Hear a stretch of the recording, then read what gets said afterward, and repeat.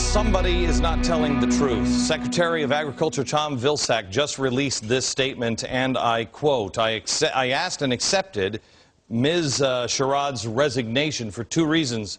First, for the past 18 months, we have been working to turn the page on the sordid civil rights record at the USDA and this controversy.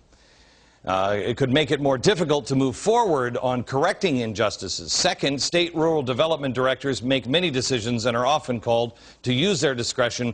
The controversy surrounding her comments would create situations where her decisions, rightly or wrongly, would be called into question, making it difficult for her to bring jobs to Georgia. Okay, sounds reasonable, except that's not Shirley's story. Remember, the White House called her, and she named names. And she was told that she would be on Glenn Beck if she didn't resign. Is she lying, or is he lying? Will anyone in the media care? You know, this country is in trouble, gang. The Republic is at stake. It's no less than that. The Republic is at stake. Anybody who tells you it's not is either lying or an idiot. This is not a new thing. We have been warned for a very long time. I warn you on this audio. This is from 1961, so it's very difficult to hear. But please try to make it through this. This is 1961. You've heard this speech before, but everybody spins it into the conspiracy of the military-industrial complex. Remember, this is a general, now the President of the United States in 1961, giving one of his last speeches a warning to the American people because things are going to change. He says, be vigilant. Watch.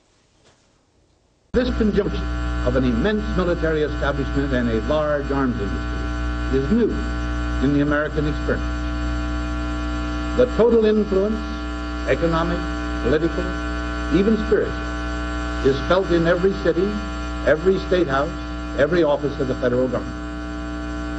We recognize the imperative need for this development, yet we must not fail to comprehend its grave implications. Can we stop for a second, please? Just pause it for a second, please. Listen to what he's just saying here. What he's saying here is we are entering a new time. We have a military-industrial complex for the first time. We can't go back to being the farmers or car makers or whatever. We have to have a military-industrial complex. But it's going to change even the spiritual in our country. It could. We must be vigilant here. Now watch. Sources and livelihood are all involved. So is the very structure of our society. In the councils of government, we must guard against the acquisition of unwarranted influence, whether sought or unsought. Stop. By the military-industrial. Here's what he's saying here. He's saying the very structure of our nation is about to change. And in the corridors of influence, we must not allow people to gain unwarranted power, whether sought or unsought. He knows that mass amounts of money are going to be coming into Washington. And he is telling you, in 1961, your country is in peril. Oil complex. The potential for the disastrous rise of misplaced power exists and will persist. We must never let the weight of this combination endanger our liberties or democratic processes. We should take nothing for granted. We were warned in 1961 that things are going to change, that the country is in danger. And we must be vigilant. We must watch for these things. The conspiracy out of this speech has always been about the military-industrial complex. That's true. But there's more. There's the banking complex, the media. It's now in our churches. What he is saying is we as citizens need to be informed. We must stand guard, or our republic is in grave danger. The founders said that there's a fourth branch of government, the free press. Unfortunately, the progressives killed the free press. It started with Woodrow Wilson merging the press and government. Look it up. Council of Foreign Relations, so you could have the press come in with the government officials, and the government officials could tell the press what needed to be done, and they would just sell it to the stupid people. There's no conspiracy there. That's their charter. He said the government won't survive unless we are vigilant, expose it, and root it out. Well, we'll do that next. America, may I assign a little bit of homework for you? At glennbeck.com, right now on the front page, there is this report. It is from 1969. You don't need a weatherman to know which way the wind blows. Tomorrow on the radio, I'm going to be going over this with my staff live, and we're going to be talking about it. And when you read it, I believe you will see the blueprint of what we're doing today and what's happening today. I'd like your help on this as we piece it together this week on radio, and then next week we will present it here. Also, one more thing, if you can find this book, it's interesting reading.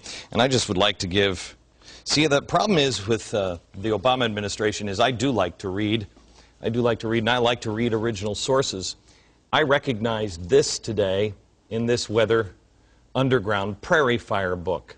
I recognized it. I also don't believe in coincidence. I happened to be researching something completely unrelated yesterday, and oh gosh, this is going to be tough for you guys. Make sure you keep watching. Thank you, Lord. Now, our founders knew that an ill-informed public would cause people to become uninvolved, making the loss of liberty likely. Thomas Jefferson said, the basis of our government being the opinion of the people, the very first object should be to keep that right.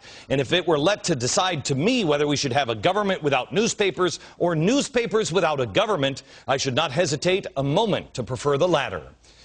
Our media is supposed to be the defender of the republic. It is. It's supposed to expose, make sure government stays on track, hold politicians accountable for their actions. The media is supposed to be the ultimate check and balance. But now is it? The media, the republic is lost if the media doesn't wake up. The media is being used as a tool by politicians, a happy tool. The media is not only dropping the ball, they are conspiring to work with the politicians. They are complicit in everything that's going on. And there are truly disturbing alleged conversations now with journalists that I'll show you in a minute that shouldn't surprise you, but it might take your breath away. The reason why I say it shouldn't surprise you is if you think about the stories that have been buried in the past. Do you remember how Matt Drudge became famous? He rose to prominence during the Monica Lewinsky scandal. How was he able to break it first? Newsweek had the story, but sat on it. During the Bush administration, violence on the border was virtually ignored. By the way, because of inaction on the borders, things have only gotten worse. A source sent me pictures from the front lines, far worse than anything I have ever seen.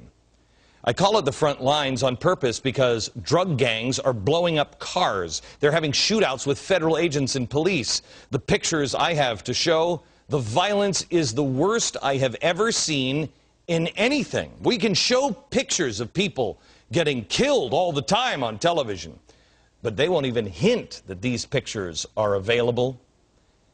And when you think it's right across our own border, it should horrify you. You can find those photos, but I warn you, glennbeck.com, you need to understand how bad the violence is and what the media will not show you. They'll show you the first Palestinian bleeding in the streets, but with the exception of Fox, they won't show you this. You ready? A brand new shopping mall. Where was it built? It opened. Gaza Strip. Same issue with the border violence. They show you what they want to show you. Now, during the election, it's weird that no member of the media found it noteworthy that Obama's mom wasn't just a regular girl from Kansas. She was actually a little red girl, a communist, who left her son to go study Marxism. But nobody seemed to mention that. Nobody found this interesting. This is the Frank Marshall Davis communist FBI file. It's as complete as we can find. We got this one from usasurvival.org. I'd love to get more information about Obama's mentor. Wouldn't it be nice if somebody in the media cared enough to look into it? There's a whole bunch of FBI documents here, but nobody seemed to think this, his mentor, was important?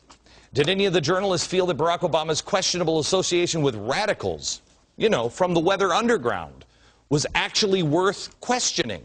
No. Terrorist Bill Ayers? No. Wouldn't it be great if somebody actually researched the things like I'm just talking about? Please, America, they're not going to do it. You don't need a weatherman to know which way the wind blows. Oh, read it. Read it. They won't for you. You're going to have to do the work. That's also up on the front page of GlennBeck.com.